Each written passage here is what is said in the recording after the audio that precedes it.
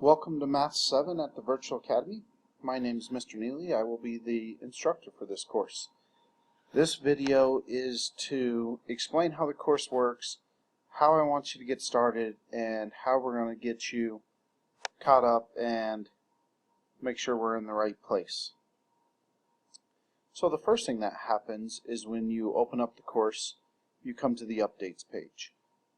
Parents, you're able to log into the course as well. If you go to the Schoology, the login is the same as what your parent portal is. So here on the updates page, each week there's a weekly announcement like this that has a video going through what all is going to be covered during the week.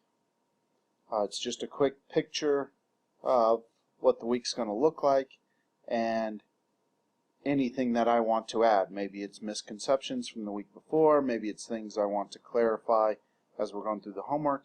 So we definitely want to make sure we watch that video each week. At the top of the page, it also explains what the week is, and it's the same writing, it's just no video on there. So it talks about what we are going to do. It also has my contact information. You can call or text me at any time, day or night. I will always respond within 24 hours of getting a text, phone call, or email, or a Schoology message.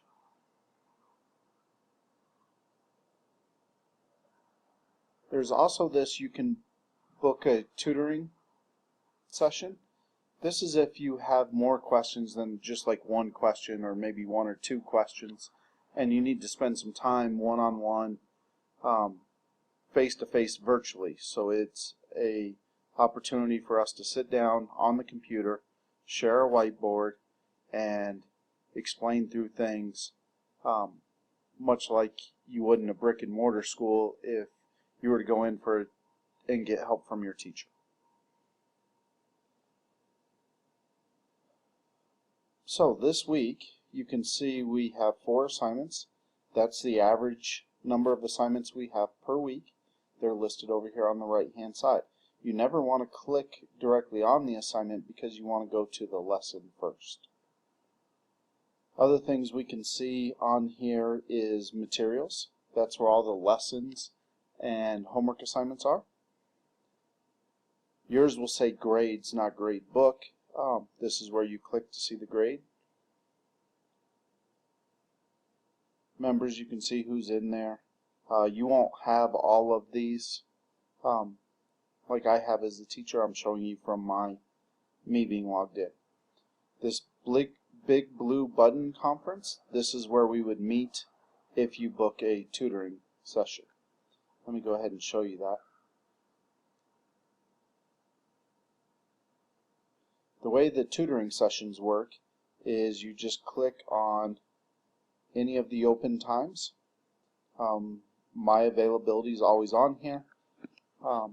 So you just click on one of the times that works in your schedule, type in your name and your email address, and type in the letters so it's a real person and not a robot signing up, and confirm the booking. Then you get a email sent to you confirming your booking. You will also get a reminder email to go into the course and meet. Alright, so let's go to materials. When we click on the materials, first thing that you can see there is the teacher contact and course information. It's listed right here on the outside of the folder, so it's real nice and easy to get to. If we go inside of the folder, you can see the course syllabus. So as new students and parents, you want to make sure you go through and read all of the course policies. Some of the most important things is due dates. All due dates are Monday before midnight. So when I go back to the updates page, I will show you it shows next Monday, the 21st at midnight is when all the assignments for the week is due. This allows for the flexibility of student schedules to be able to work on a block of assignments over the week, over the 7 days they get them, because they'll be assigned Tuesday mornings. They have till Monday at midnight to decide how to get those done.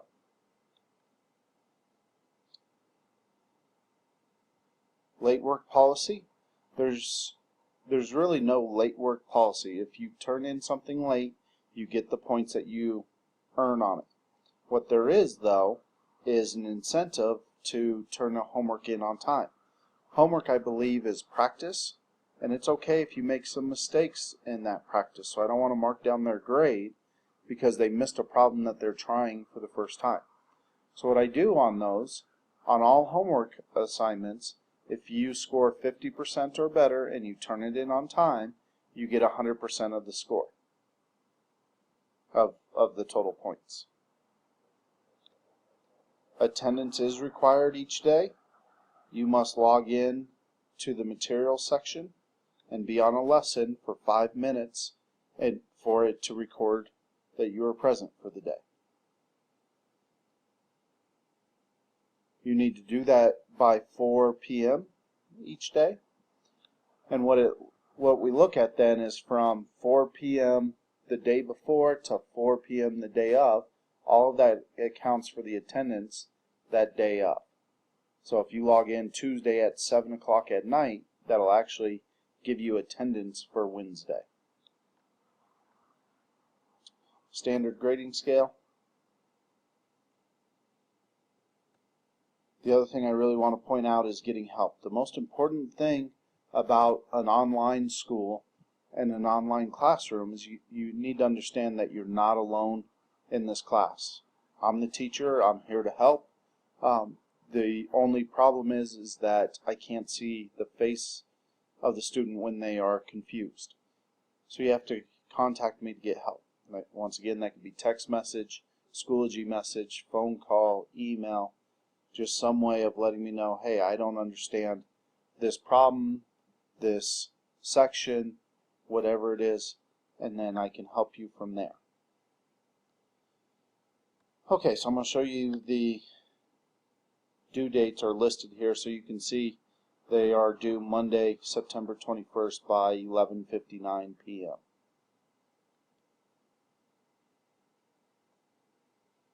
Okay, back to the materials. Other things that we see in the materials here is the Tech Help site. If you're having problems with technology, one, you can visit the Tech Help site, which is right here. That might have some hints of what's going on. And after that, if you're still having technology problems, the person to contact is Mr. Sept. He's our IT person, and he's able to help with a lot of computer-related problems.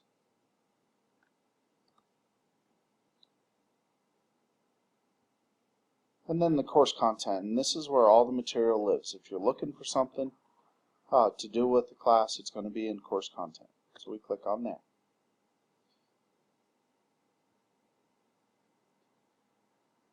I have everything broken down by week so you can see that we are currently in week 5, September 15th through September 21st. So we click on there.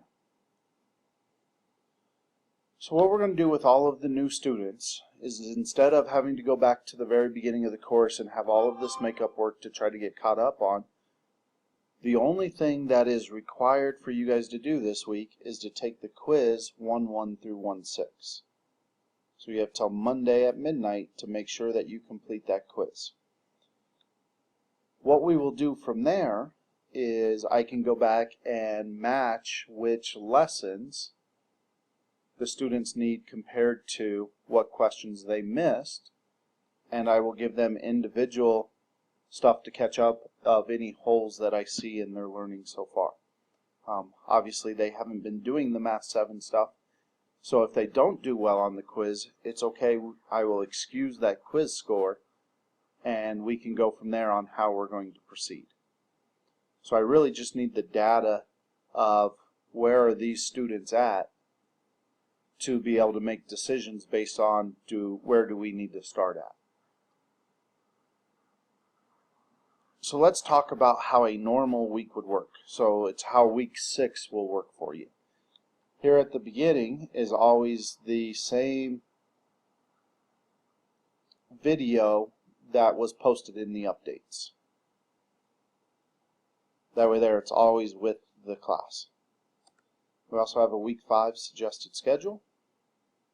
The suggested schedule always opens up to week 1 and you have to go and click on the correct week. So it's week 5.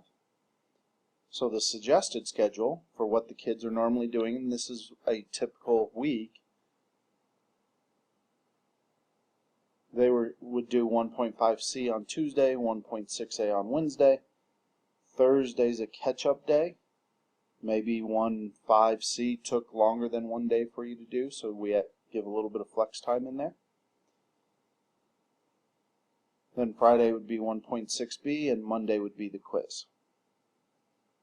So since you're starting out this week in the middle of the week and all that's required is the quiz 1.1 through 1.6, it's okay to look through these other assignments and see what's there. You could even complete them if you want to. But the only one that's required is the quiz 1.1 through 1.6. Then you just click on the next page and it takes you to the 1.5C. I'm going to walk you through each page of the course here. The objectives are always listed of what they are learning this week.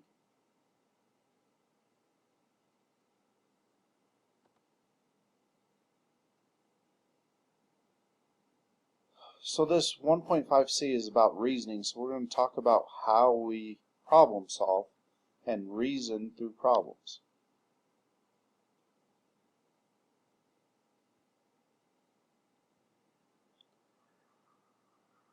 So as we're looking through this, there's an example and it talks through how we would do problem 47 here and how I would think about going through the problem. So it's an example of how I would do my reasoning with this type of problem. So then it asks you to do problems 48 and 49 following the same basic concept.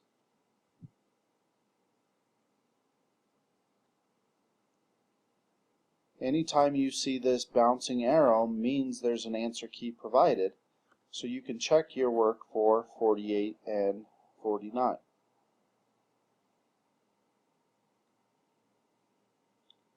Then you just click on the next page. There's more notes about our reasoning, and you should take notes in a math binder just like you would in a brick and mortar school. So you should be taking notes as you're going through the lesson.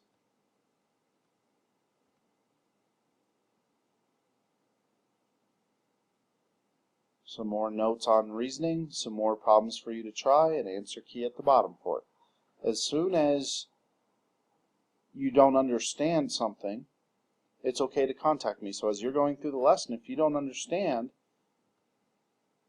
if your answers don't match the answers of the answer key, and you don't understand after you've read through the answer key what it is, please contact me. Don't wait.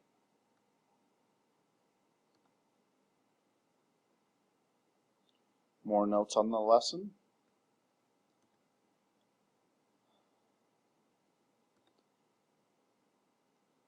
And then we get to the homework assignment. Notice the title of the homework assignment's 1.5C homework, reasoning with integers.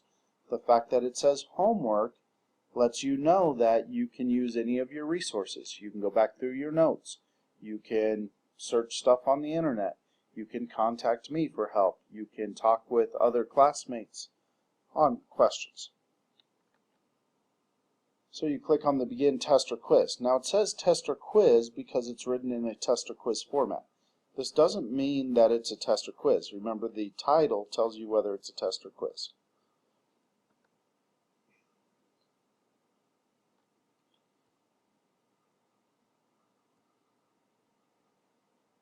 So here is a free response question. So you can type in here. You can add math symbols by clicking on the equation. Maybe I need a square root, or maybe I need a fraction. All of those symbols are in here. You can type in here.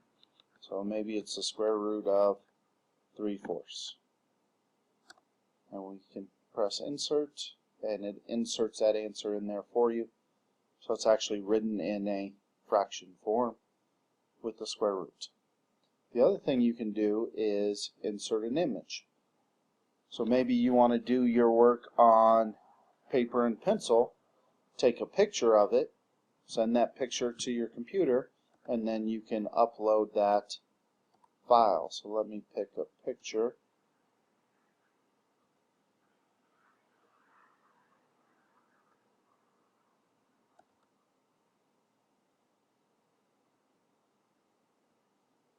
And you can see it attached that picture right into there.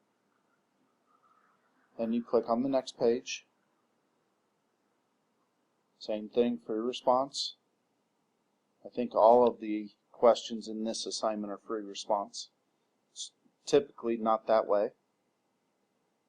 But since we're talking about reasoning, we are looking at a lot more of what are the kids thinking and want them to write out what that thinking is.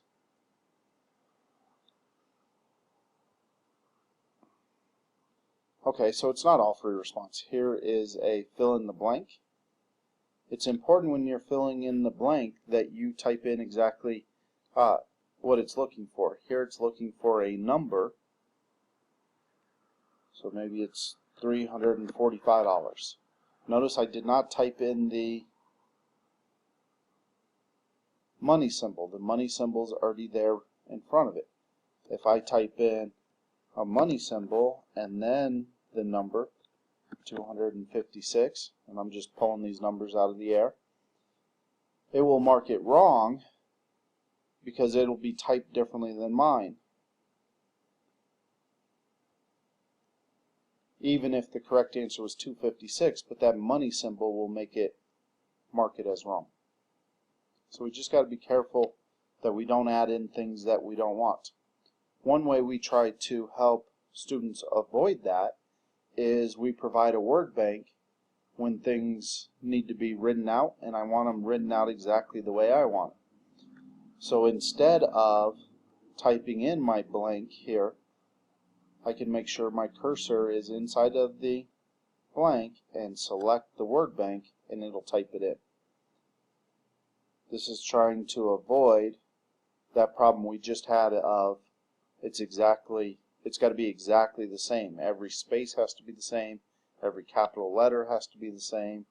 That type of thing. So the word bank helps us stop some of those problems.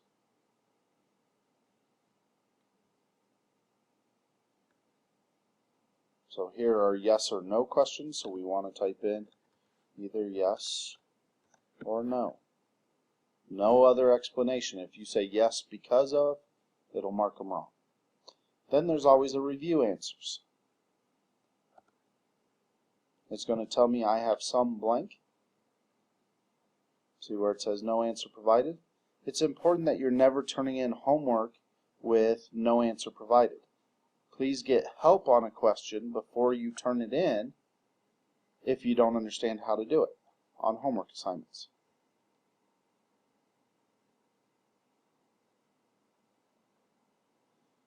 They all say no answer provided because it won't let the teacher provide answers. Then you click submit. Once again, I can't click on submit because it doesn't allow the teacher to. So that 1.5C, all of those notes, all of the practice problems, all of the homework, how long do we expect kids to have to work on this? Well, if we think about it as a traditional school that meets every day, you're looking at roughly an hour in a classroom and then a little bit of time at home for homework. So the average student should be able to get through the week of material in 5 to 7 hours per week. 5 hours would be on the low end. That means it only took them an hour per session to get through. 7 hours would be on the high end of it's taken an hour and a half per session to get through. So it's important you understand that there's a lot of time commitment into this. Now, with students being in a brick and mortar school taking this class, it's up to that school of how much time are they giving them in school to work on it. Say the teacher's giving them an hour block, but then there's 10 minutes of the computer booting up and them getting it out and putting it away. So really you only have 50 minutes. We probably need a little bit of time at home as well. So it just depends on how quickly they're grasping it. And every student's going to be different with that. But that's what I try to plan, is 5 to 7 hours per week. And that's standard in the online community and our online school in all classes, 5 to 7 hours per week. Now there's no next button here, so I'm going to go back to the week 5. Oh, one question I didn't answer is, can you save your work in the middle and then resume it? Yes, you don't always have to sit down for the entire time and get the assignment done. Maybe you get the first 2 questions done. You can save it and then come back and resume it. You just got to make sure you click on resume and not begin when you're doing that.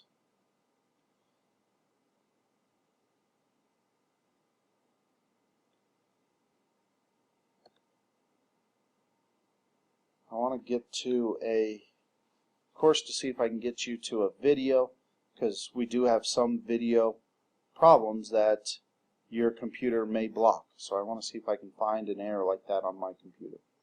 So once again, it's going to show objectives.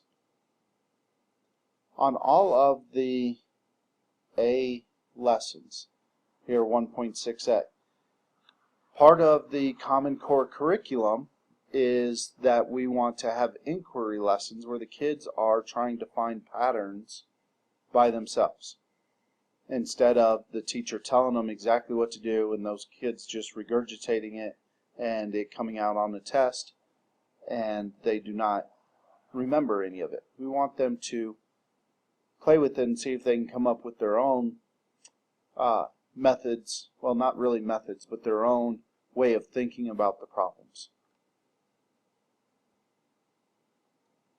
So here's some review of some fraction stuff. Once again, there's an answer key.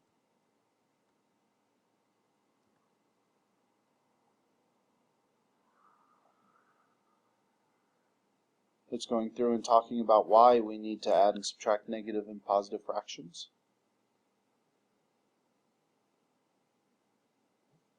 Here we are trying to link what they have learned before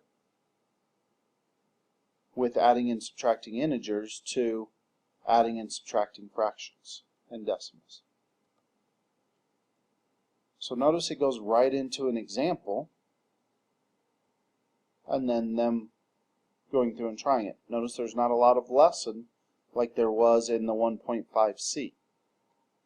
Okay? And that's because it's inquiry.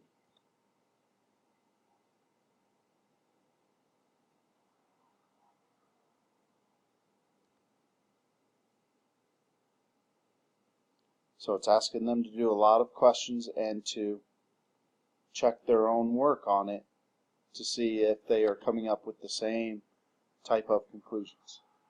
Okay, so here's a video that's loading and it's just fine. Hopefully we'll get to one that's not. There is a link to the video as well. If they are in a school though, a lot of times these links will take them to YouTube and they will not be able to watch them in a school because YouTube's blocked in a school. So we get to a homework assignment again.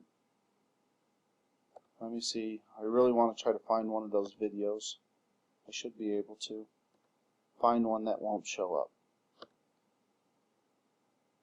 That video showed up. Perfect.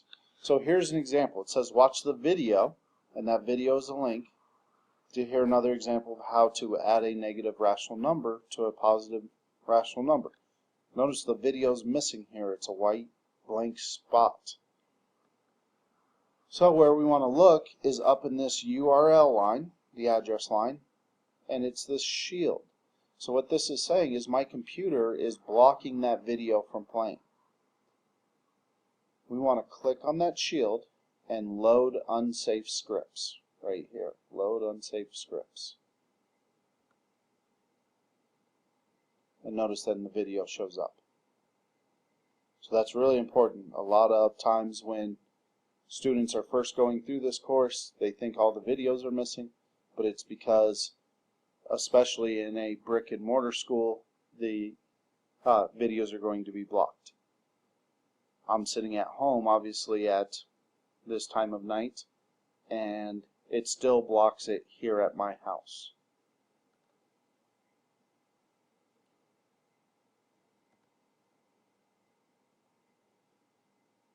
There's other videos that won't show up because they're not embedded. What they are is linked.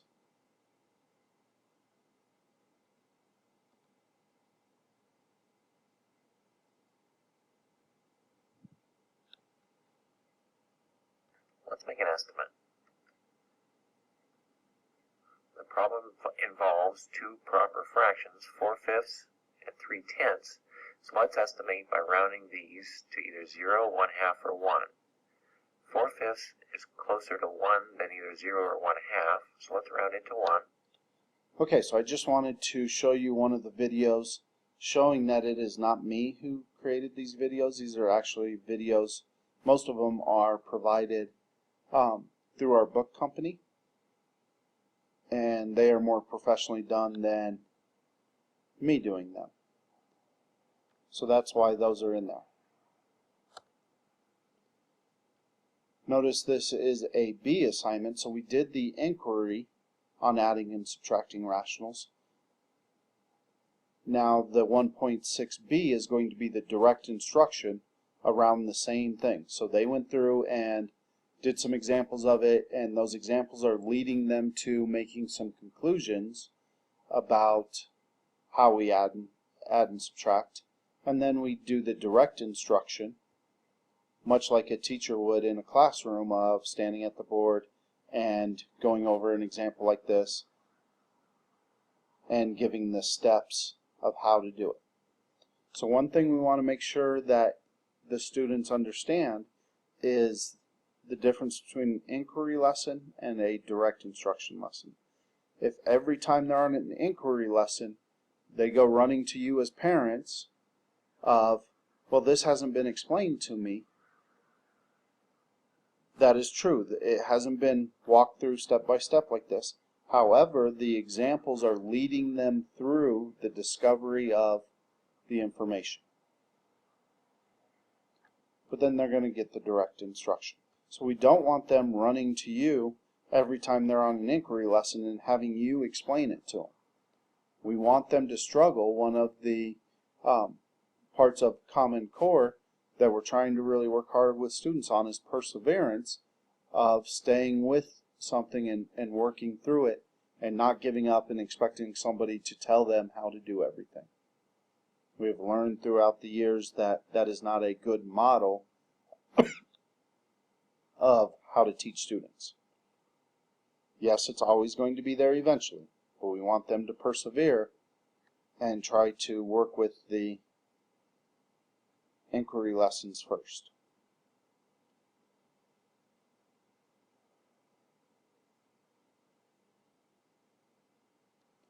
Okay, I wanted to show you the grades and how they look.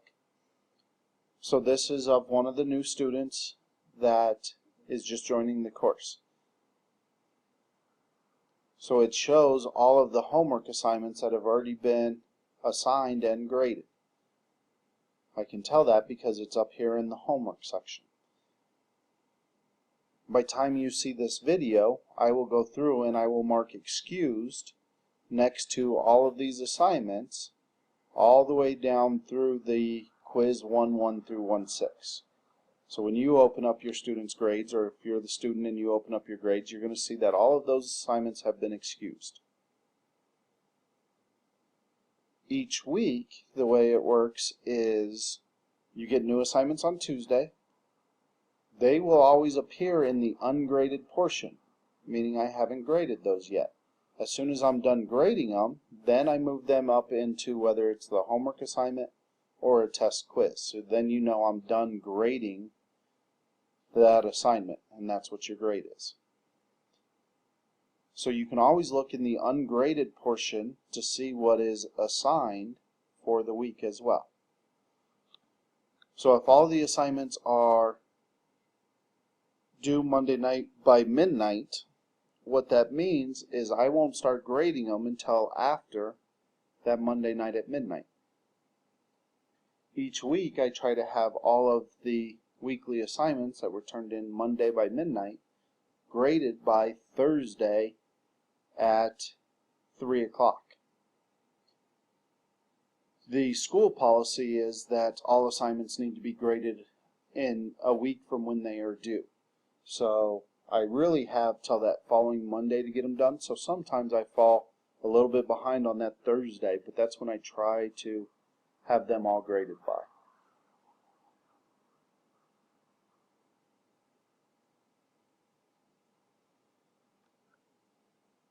So then you can always see your grades. So this is a little bit different, that you don't go to Parent Portal to see grades, you go to Schoology. All of you parents have the access, once again, to your students' grades by logging into Schoology, and you're linked to your students' account to where you can go in and see their grades. I do still report grades through Parent Portal. That happens Thursdays by 3 o'clock. That's why I try to have everything graded by then. So you can see a overall grade still in Parent Portal. But what you won't see is any of the grade columns or anything like that. Have to go to Schoology for that. Next, I'm going to show you a student that isn't new, so you can see how it looks with them, and I'll talk a little bit about those grades. Okay, so I picked a student that has an average grade of 78.19%. The reason why I picked a student like this is so we can see the different things and what the expectations are. So one of the nice things about Schoology is it always puts an icon into the grade book when something has been turned in. So on some assignments it looks like this little piece of paper, like this little sticky note. That's from a discussion board. Sometimes it looks like a green puzzle piece. Those are the ones that are written in that test quiz format, even though it's a homework assignment. So here's homework 1.1a, and it's got a puzzle piece, meaning that they turned it in. Sometimes it's this notebook looking icon. Those are from submitting an assignment. That's not written in a test or quiz format. So there's 3 different icons that you're looking for that something's been submitted. So as you can see, this student has submitted all assignments, including all of the ones through the end of this week.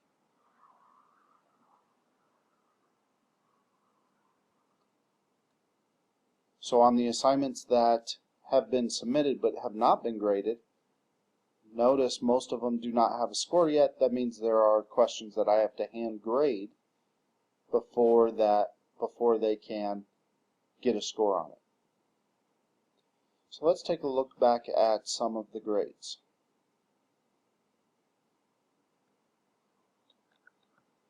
So when we look at this, 20 out of 20, 7 out of 20, 5 out of 5, 10 out of 10, 21 out of 21. So now remembering back to the grading policy, this score of 21 out of 21 doesn't necessarily mean they got everything correct. What this means is that they turned it in on time and scored 50% or higher. We can see on 1.2c this student didn't do very well on this assignment. They got a 4 out of 20 was all. Anytime you get a low score like this, you should go back through and redo these assignments. That way there, remember, homework is about learning the material. So we want you to go back and redo this until you do get a 20 out of 20. Every homework assignment has 3 attempts already listed on it. So if this was their first attempt, they still have 2 more attempts to get this up to a perfect score. If you're redoing something and you turn it in after the due date, though, you're going to get the points you score on it. So maybe the next time they score 18 out of 20, they will get those 18 points out of 20 because it's after the due date.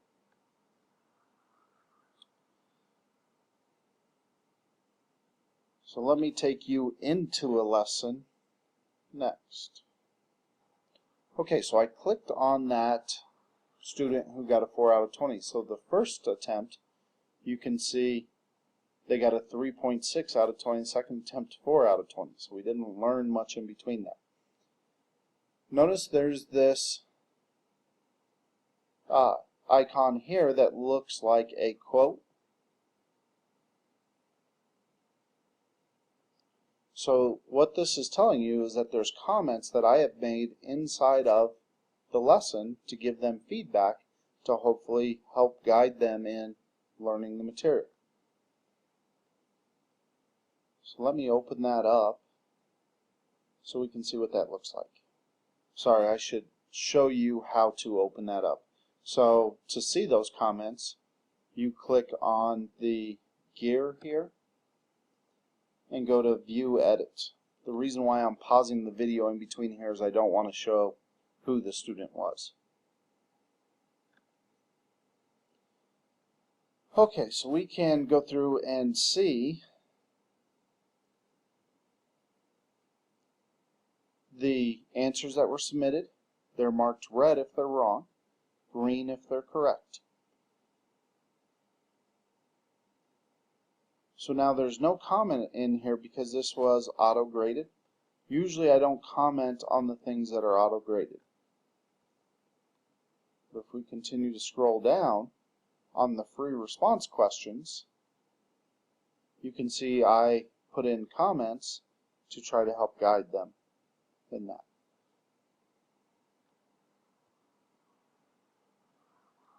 You can click on the comments as well if you feel like it.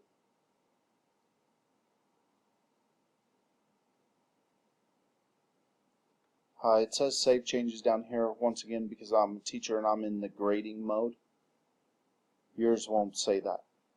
So I just wanted to show you where the comments would be to help guide. Hopefully seeing the correct answers, they can see what mistakes they made. Like here they did 0.47 instead of 0.475.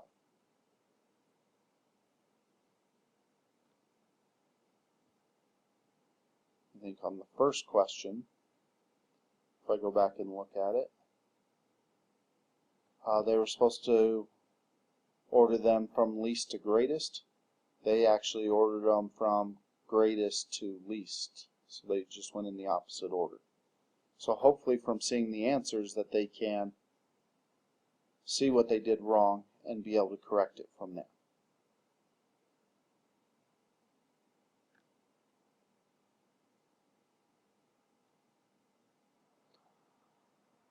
Okay, back on the updates page, one last thing I wanted to show you about the updates is up in this corner up here you can see there's a little mail message. Schoology allows us to message back and forth.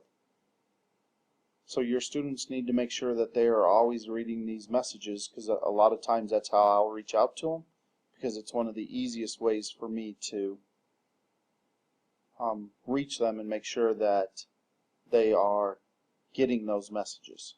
So they need to make sure that they are always going through these every single day. Should also make sure that you're reading through the updates page. One of the things that's really nice about this class is you can ask questions directly on here. The students can.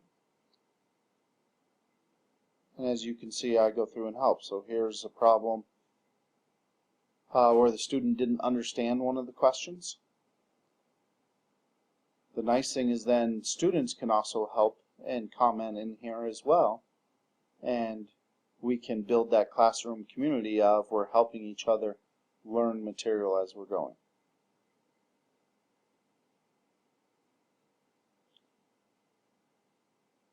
So we should make sure we read through the updates every single day. When you have further questions, because you will, please don't be afraid to contact me. Especially as we first get going here, it's going to seem really overwhelming as an online course. As you can see, this video is over 40 minutes for me to just try to give you an overview of it, but you're going to have questions. Please contact me. I encourage and want parents to communicate with me. The goal, hopefully, is that we communicate more in the online world than what we do in a brick and mortar school.